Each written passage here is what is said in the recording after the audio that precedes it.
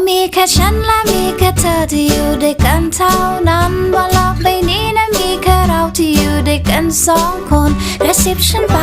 าๆเอาสิไม่ต้องอายว่าเธอรักฉันแค่ไหน